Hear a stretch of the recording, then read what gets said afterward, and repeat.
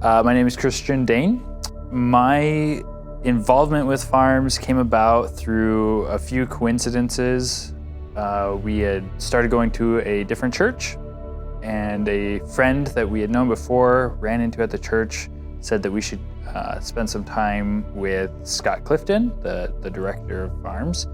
And we had actually, it was a total coincidence, our friend didn't know this, we had come across an opportunity, met a pastor in Kenya, and so the mission of farms kind of rang a bell when we heard about that. And so it was not even a year ago that we first got together, my wife and I, with Scott, and we kind of pitched this idea of, hey, we knew this place that could really benefit from the mission and program of farms. And then we just kind of kept pulling that thread of what worked, what made sense. And so in November, we actually traveled, a group of us, to Rongo in Kenya to explore launching a new program, a new committee with farms. And so after that trip, we kind of successfully wrapped up that part of the project. We came back home, and so then I thought, this would be a really good one to continue on in. I'm sure there are going to be many, many more projects and places to go, and so I wanted to be there for those things when they came around too. I think the world needs programs like farms, and I don't know any other programs that are doing what farms does. I think the world needs this program because so many of our opportunities as individuals to provide stability for ourselves and our families comes from being in a community that is going to offer avenues to do that. And so there are a lot of places in the world where individuals have everything that they need, the desire, the skills, the diligence to make a stable financial situation for their families. But the communities they live in don't have the infrastructure to help them with that. And so opportunities for credit that is not going to take advantage of a family, that will be tied to an organization and a program that has the borrower's best interests at heart, that's not available everywhere. But we've seen how big of a difference it makes to put those tools into people's hands. And so it doesn't exist in other places because businesses aren't going to make a lot of money doing this, but communities are going to thrive with it. It's going to come down to an organization like Farms to deliver those programs. And so the faster we can deliver on them, the sooner we're going to see impacts in individuals and families and communities. So my time with farms has changed a bit of my perspective on things like poverty around the world. It's easy to think that if you've seen poverty in the United States, that you know what poverty looks like.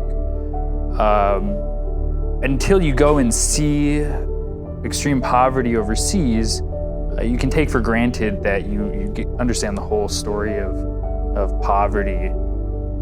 And the fact is that poverty can look really different in different cultures and different situations, and you don't really know what people need until you've kind of explored those situations. So my perspective on what it means to be in poverty, to need a community that's going to be supportive, that has changed quite a bit. It's also changed the way I think about my own success and stability financially.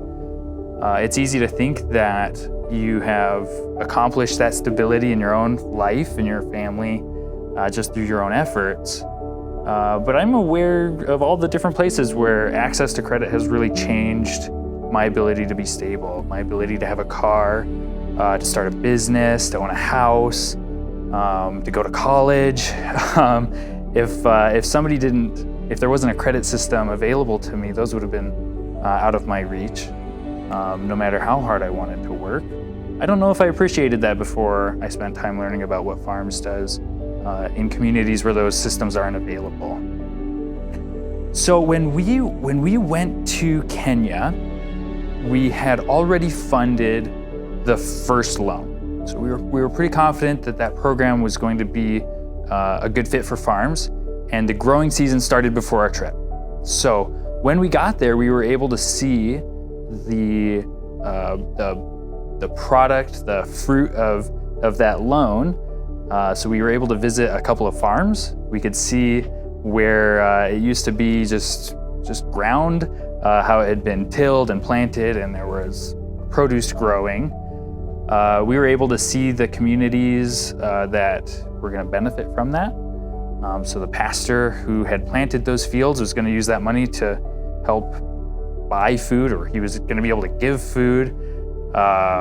He was going to be able to take care of his family while still being able to be a pastor. I think the biggest thing for him was that getting a loan so that he could just rent the land to start with meant that he could apply his skills that he already had with a bit of time that he had available to take care of his family. But at the same time, he didn't have to choose between doing that or being a pastor.